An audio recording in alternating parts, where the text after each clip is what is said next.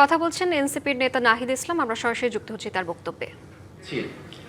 বিশেষত আপনারা দেখবেন কয়েকদিন আগেও হাসনাত আব্দুল্লাহর একটা বক্তব্যের কারণে একটা মিডিয়া তাকে নিয়ে 24 ঘন্টায় 20 থেকে 30টা বা 48 ঘন্টায় এরকম 20 থেকে 30টা রিপোর্ট তাকে নিয়ে করেছে। তো এইটা কোন ধরনের সাংবাদিকতা?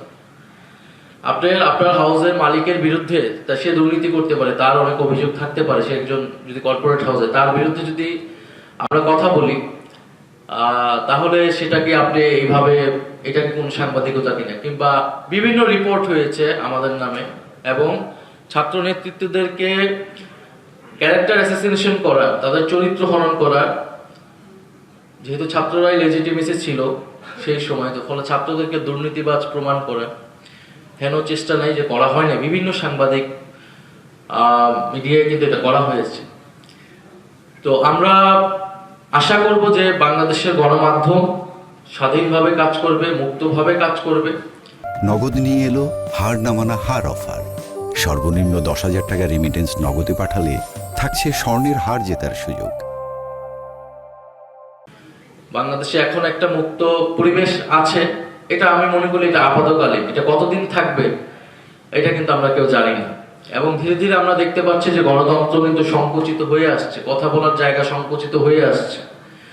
ফলে সেই সংকোচন ঠেকাতে হবে আপনাদের আমাদের সবাইকে মিলেই।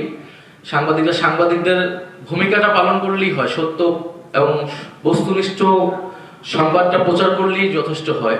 আর রাজনৈতিক দল হিসেবে আমরা আমাদের ভূমিকা পালন করব। আমরা এখন শুনতেছি যে যখন আমরা গণতান্ত্রিকভাবে কোনো প্রোটেস্ট করতেছি, আমরা যখন বলতেছি গ্যাস বা বিদ্যুৎ কে নিশ্চিত করতে হবে, সরবরাহ নিশ্চিত করতে হবে এই সরকারের, তখন এটাকে বলা হচ্ছে হঠকারিতা সরকার প্রধানের সর্বোচ্চ জায়গা থেকে।